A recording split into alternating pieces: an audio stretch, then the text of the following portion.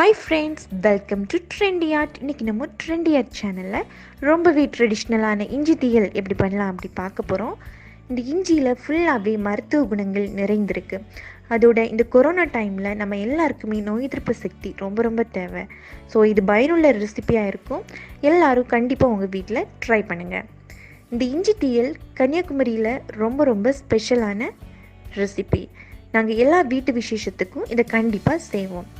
So இது எப்படி பண்ணுறதுன்னு வீடியோக்குள்ளே போகிறதுக்கு முன்னாடி இப்போ தான் நம்ம சேனலில் ஃபர்ஸ்ட் டைம் பார்க்குறீங்கன்னா மறக்காமல் சப்ஸ்கிரைப் பண்ணுங்கள். அதோட பக்கத்தில் இருக்கிற பெல் ஐக்கானையும் கிளிக் பண்ணுங்கள். அப்போ தான் நாங்கள் போடுற வீடியோஸ் எல்லாம் உங்களுக்கு நோட்டிஃபிகேஷனாக கிடைக்கும். ஸோ வீடியோவோட இடையிடையாக நாங்கள் இதோட ஹெல்த் பெனிஃபிட்ஸ் என்னென்னு சொல்கிறேன். அதோட நான் செய்கிற முறை உங்களுக்கு மிஸ் பண்ணாமல் உங்களால் பார்க்க முடியும். ஸோ நீங்கள் வீடியோவை ஸ்கிப் பண்ணாமல் பாருங்கள். வாங்க இப்போ வீடியோக்குள்ளே போகலாம். பாருங்கள், எங்கள் வீட்டு தோட்டத்துலேயே நாங்கள் நிறைய இஞ்சி செடி நட்டு வச்சுருக்குறோம். ஸோ இந்த இஞ்சியை தான் நம்ம இப்போ சமைக்க போகிறோம். பாருங்கள், இஞ்சி நல்லாவே விளைஞ்சிருக்கு. ஸோ இந்த இஞ்சியை தான் நம்ம சமையலுக்கு யூஸ் பண்ண போகிறோம். நான் ஒரு 250 கிராம் இஞ்சி எடுத்து நல்லா கழுவி சுத்தம் பண்ணி வச்சுருக்கிறேன். இஞ்சி நல்லா மண் நீக்கி கழுவுனதுக்கு அப்புறமா அதை நல்லா தோல் நீக்கி கழுவி சுத்தம் பண்ணி வச்சுக்கோங்க. அது 2-3 வாட்டி நீங்கள் நல்ல தண்ணியில் அலசினா தான் அதில் இருக்கிற மண் எல்லாம் போகும். அதனால் நல்லா தோல் நீக்கி 2-3 வாட்டி தண்ணியில் அலசி எடுத்து வச்சுக்கோங்க. அதுக்கப்புறம் இதை ரொம்ப நைஸாக சின்ன சின்ன துண்டுகளாக கட் பண்ணுங்கள். ஏன்னா இதை நம்ம அடுத்து எண்ணெயில் போட்டு ஃப்ரை பண்ண போகிறோம். ஸோ நீங்கள் ரொம்ப நைஸாக கட் பண்ணால் தான் சீக்கிரமாக ஃப்ரை ஆகும். அதனால் எவ்வளோத்துக்கு நைஸாக கட் பண்ண முடியுமோ அவ்வளோக்கு ரொம்ப நைஸாக சின்ன சின்ன துண்டுகளாக கட் பண்ணி எடுங்க. ஸோ இப்போ பாருங்கள், நான் எல்லா இஞ்சியுமே ரொம்ப நைஸாக கட் பண்ணிட்டேன். இனி இதை நீங்கள் ஒரு நாள் வெயிலில் காய வைங்க. ஒரு பாத்திரத்தில் வச்சு ஒரு நாள் ஃபுல்லாக வெயிலில் காய வச்சு எடுங்க. இது செய்கிறதுக்கு தேவையான பொருட்கள் 4-5 வரமிளகாய் எடுத்துருக்கிறேன். அப்புறம் 2-3 டேபிள் ஸ்பூன் கொத்தமல்லி விதை, அப்புறம் 2 டீஸ்பூன் வெந்தயம், அப்புறம் தேவையான அளவு கருவேப்பிலை, அப்புறம் புளி கரைசல். இவ்வளோதான் இதுக்கு தேவையான பொருட்கள். இனி கடாயில் தேவையான அளவு நல்லெண்ணெய் விட்டு எல்லாத்தையும் ஃப்ரை பண்ணி எடுத்துக்கலாம். நல்லெண்ணெய் விட்டால் ரொம்ப வாசனையாக இருக்கும், உடம்புக்கும் ரொம்ப ஹெல்த்தி. அதனால நல்லெண்ணெய் யூஸ் பண்ணுறேன். இனி இதை ஒவ்வொன்றா போட்டு எல்லாத்தையுமே ஃப்ரை பண்ணி எடுத்துக்கலாம். ஃபஸ்ட்டு வரமிளகாயை போட்டிருக்கிறேன். இது நீங்கள் நல்ல ப்ரௌன் கலரில் வர்றது வரைக்கும் ஃப்ரை பண்ணுங்கள். ரொம்ப கருக விடாதீங்க. அதுக்கு முன்னாடியே எடுத்துருங்க. அதுக்கப்புறமா கொத்தமல்லியையும் இதே மாதிரி நல்லா ஃப்ரை பண்ணி எடுங்க.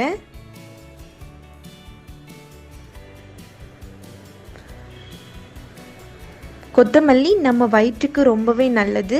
வயிறு சம்பந்தப்பட்ட எந்த நோய்களுக்கும் கொத்தமல்லி ரொம்பவே பயனுள்ள ஒன்று.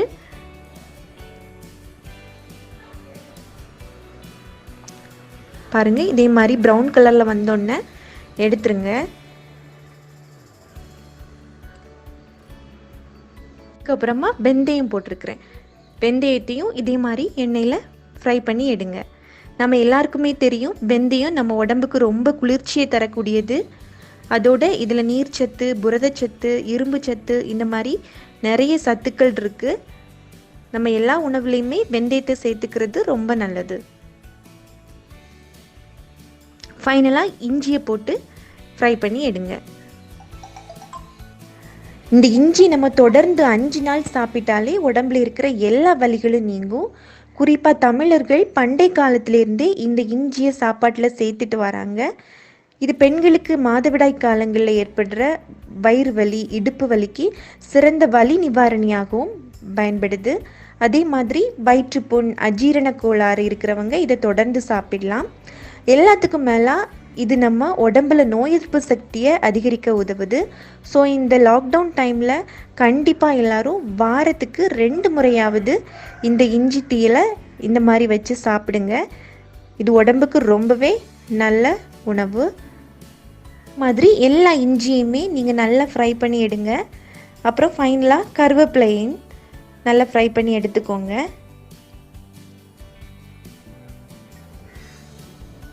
இனி இது ஃப்ரை பண்ணதெல்லாம் கொஞ்ச நேரம் ஆறட்டும். ஆறுனதுக்கு அப்புறமா நம்ம மிக்ஸி ஜாரில் சேர்த்து எல்லாத்தையுமே அரைச்சி எடுத்துக்கலாம். ஸோ இப்போ நல்லா எல்லாம் ஆறிட்டு இனி நம்ம மிக்ஸி ஜாரில் எல்லாத்தையும் சேர்த்து அரைச்சி எடுத்துக்கலாம்.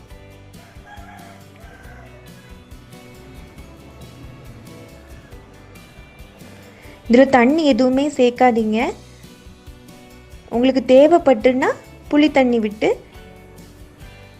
அரைச்சி எடுங்க. பாருங்கள், நான் இதில் புளி தண்ணி விடுறேன். தேவையான அளவு புளி தண்ணி மட்டும் விட்டு அரைச்சி எடுத்துக்கோங்க.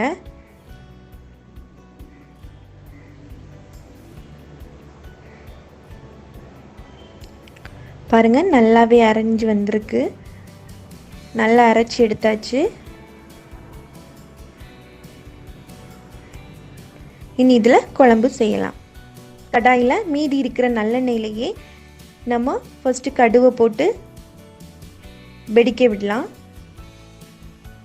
கடு நல்லா வெடித்ததுக்கு அப்புறமா 2-3 வரமிளகாய் சின்ன சின்ன துண்டுகளாக கட் பண்ணி அதை போட்டு வதக்கலாம். அப்புறமா 2 கொத்து கறிவேப்பிலை.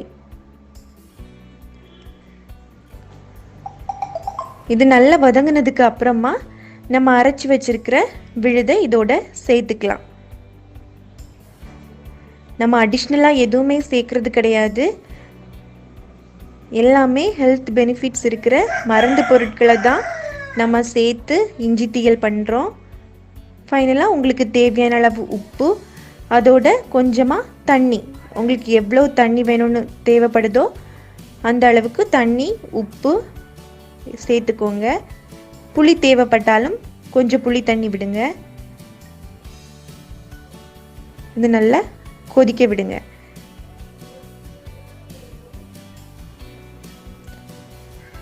பாருங்க, ரொம்பவே சூப்பரான ஹெல்த்தியான இஞ்சி தீயல் ரெடி ஆயிட்டு. பாருங்க, ரொம்பவே சூப்பரான இஞ்சி தீயல் ரெடி ஆயிட்டு. கண்டிப்பாக எல்லாரும் உங்கள் வீட்டில் வாரத்துக்கு 2 முறையாவது செஞ்சு கொடுங்க. இதை நீங்கள் 2 வீக்ஸ் வரைக்கும் ஃப்ரிட்ஜில் ஸ்டோர் பண்ணி வச்சுக்கலாம். பாருங்கள், நான் ஃபைனலாக இதை ஒரு மண் சட்டியில் ட்ரான்ஸ்ஃபர் பண்ணி வச்சுருக்கிறேன். நீங்கள் கண்டிப்பாக எல்லோரும் உங்கள் வீட்டில் செஞ்சு பார்த்து எங்களுக்கு டேஸ்ட் எப்படி இருந்து, இந்த ரெசிபி உங்களுக்கு பயனுள்ளதாக இருந்தான்னு எங்களுக்கு கமெண்டில் தெரியப்படுத்துங்க.